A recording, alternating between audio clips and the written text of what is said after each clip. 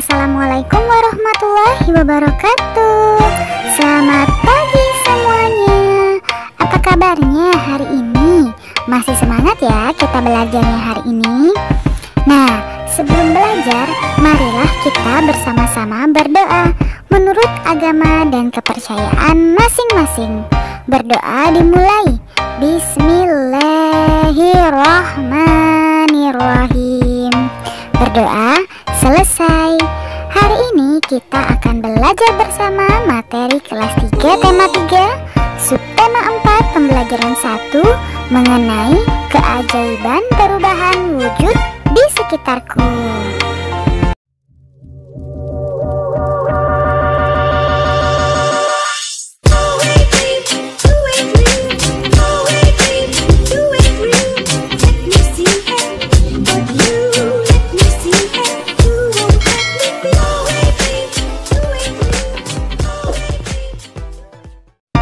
Adapun tujuan pembelajaran kita hari ini yaitu yang pertama, mengetahui perubahan wujud yang terjadi pada garam, yang kedua, mengetahui satuan waktu, dan yang ketiga, mengetahui langkah-langkah melipat pakaian. Nah, hari ini kan kita belajar subtema 4 mengenai keajaiban perubahan wujud di sekitarku. Setiap hari terjadi perubahan alam di sekitar kita. Perubahan wujud adalah contohnya. Hujan terjadi karena perubahan wujud. Makanan menjadi nikmat karena adanya garam yang diperoleh dari perubahan wujud.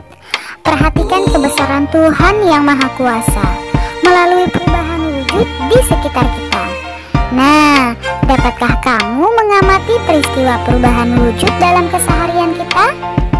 Misalnya, garam membuat masakan menjadi lezat. Makanan yang tidak diberi garam rasanya hambar. Sebutkan perubahan wujud yang terjadi pada pembuatan garam. Mari kita baca wacana di bawah ini. Judulnya Bertani Garam. Garam dihasilkan dari air laut di pinggir pantai. Petani garam membuat ladang garam. Ladang garam ini berbentuk tambak-tambak yang menampung air laut. Ladang garam terbentang luas di pantai yang tidak memiliki banyak sungai. Contohnya di pantai utara Pulau Jawa, Madura, Sumatera, Sulawesi, dan pantai-pantai di daerah Nusa Tenggara. Nah, bagaimana proses menghasilkan garam?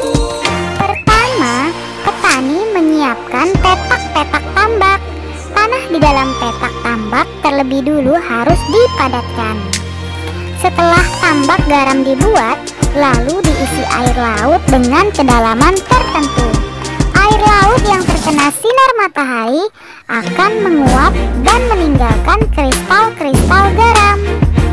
Untuk mendapatkan lapisan garam yang tebal, setiap hari harus ditambah air lautnya. Hal ini untuk menggantikan air laut yang menguap. Nah, setelah sekitar 210 hari atau setelah musim kemarau berakhir, lapisan garam di dasar tambak pun harus diangkat. Nah, memanennya jangan menunggu musim hujan tiba. Mengapa? Sebab kualitas garam akan menurun atau tidak bagus. Garam-garam setelah dipanen lalu dijual ke pabrik untuk ditambah zat iodium dan dikirim ke daerah-daerah. Nah, setelah kalian membaca wacana tersebut, jawablah pertanyaan berikut ini ya. Yang pertama, bahan dasar pembuat garam. Coba, apa bahan dasarnya? Iya, benar sekali, yaitu air laut. Lingkarilah satu jawaban yang benar ya.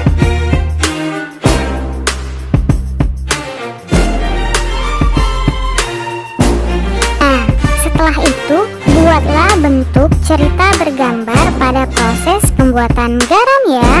Buatlah pada kotak di samping.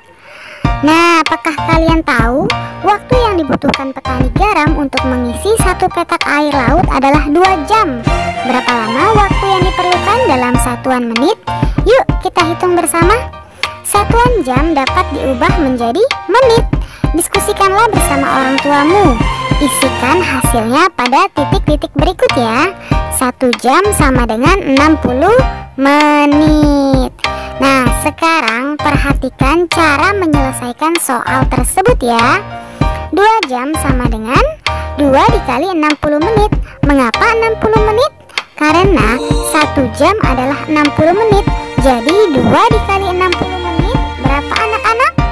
Iya, benar sekali, sama dengan 120 menit. Jadi waktu yang dibutuhkan petani garam untuk mengisi satu petak adalah 120 menit. Kalian memang pintar. Nah, untuk memanen satu petak garam, petani garam memerlukan waktu 90 menit. Jadi, berapa lama waktu yang diperlukan dalam satuan jam? Yuk kita hitung bersama. 90 menit itu sama dengan 60 menit ditambah 30 menit. Sekarang perhatikan 60 menit. 60 menit itu berarti kalau dijadikan jam berapa? Iya, 60 menit jika kita jadikan jam itu artinya 1 jam. 30 menit tetap ya. Jadi sama dengan 1 jam ditambah 30 menit. Nah, jadi waktu yang dibutuhkan untuk memanen satu petak garam adalah 1 jam 30 menit. Setelah memanen garam, petani membawa garam hasil panen ke pabrik. Waktu yang ditempuh petani menuju pabrik dengan berjalan kaki adalah 1 jam 20 menit. Berapa lama waktu yang dibutuhkan dalam menit? Yuk kita ubah bersama-sama.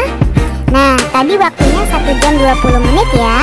Jika kita bagi, itu artinya 1 jam sama dengan 60 menit. Ingat yang tadi ya. Dan 20 menit. Jadi 1 jam 20 menit itu artinya 60 menit ditambah 20 menit. Berapa semuanya? Iya, jadi semuanya adalah 80 menit. Wah, kalian memang pintar ya anak-anak. Sekarang ayo kita berlatih. Isilah satuan waktu berikut ini ya. 1 jam sama dengan berapa anak-anak? Iya, 1 jam adalah 60 menit. Nah, jika 1 menit berapa detik? Iya, 1 menit adalah 60 detik. Selanjutnya kita kerjakan latihan berikut ini. 1 jam sama dengan berapa menit? 60 menit. Nah, jika 2 jam artinya 2 dikali 60. Berapa 2 dikali 60? Iya, benar sekali, yaitu 120. Nah, dapat kita tulis ya 120 menit. Untuk yang 3 jam artinya 3 dikali 60. Berapa anak-anak 3 dikali 60? Iya, benar sekali, yaitu 180 menit. Nah, untuk 4 jam dan 5 jam silakan kalian cari sendiri ya. Lalu ubahlah satuan jam di bawah ini menjadi menit.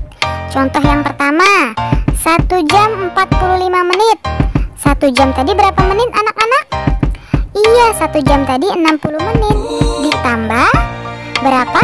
45 menit. Nah, kita tambahkan seperti biasa ya, menggunakan cara menurun ke bawah. 0 ditambah 5 berapa? Iya, sama dengan 5. 6 ditambah 4 berapa anak-anak? Iya, sama dengan 10. Jadi 60 menit ditambah 45 menit sama dengan 105 menit. Untuk soal nomor 2 sampai nomor 5 silakan kalian kerjakan di bukumu masing-masing ya. Lalu ada juga berikut ini. Contohnya, dari menit dijadikan jam. 60 menit jika kita jadikan jam berapa? Iya, 1 jam. Nah, kalau 120 menit berapa jam anak-anak? Iya, benar sekali, yaitu 2 jam. Kalau 180 menit kita jadikan jam berapa anak-anak? Iya, sama dengan 3 jam. Wah, kalian memang pintar. Terakhir, coba 300 menit berapa jam anak-anak? Iya, sama dengan 5 jam. Wah, kalian memang anak pintar ya. Sekarang kita ubah satuan menit menjadi jam. Contoh yang pertama itu 70 menit. Artinya 60 ditambah 10. 60 menit tadi berarti sama dengan 1 jam. Nah, dapat kita tulis 1 jam. 10 menitnya tetap ya. jam 10 menit. Wah, kalian memang anak pintar. Sekarang coba sebutkan perubahan wujud yang terjadi pada saat menjemur pakaian basah. Ya benar, yaitu penguapan. Sama seperti proses pembuatan garam. Baju mengering karena air dalam baju yang basah menguap terkena panas matahari. Setelah baju mengering, lipatlah dengan rapi dan susunlah di dalam lemari. Nah, coba kalian perhatikan cara melipat kaos berikut ini ya. Ikutilah langkah-langkahnya. Yang pertama, bentangkan baju yang sudah kering, lalu lipat di bagian bawah baju ke dalam. Selanjutnya, perhatikan bagian baju sebelah kiri dilipat ke dalam ya, seperti pada gambar. Nah, setelah pakaian sebelah kiri, baju sebelah kanan juga dilipat ke dalam ya. Selanjutnya bagian lengan. Lengan baju dirapikan sesuai dengan lipatan baju. Lalu lipatlah dua ke belakang. Dan akhirnya, tada! Pakaian telah jadi dan siap untuk dimasukkan ke dalam lemari. Nah, kamu telah berhasil melipat kaos. Berlatihlah melipat jenis pakaian yang berbeda ya, seperti pada gambar. Ikutilah langkah-langkahnya. Perhatikan dan cobalah langkah-langkahnya ya anak-anak.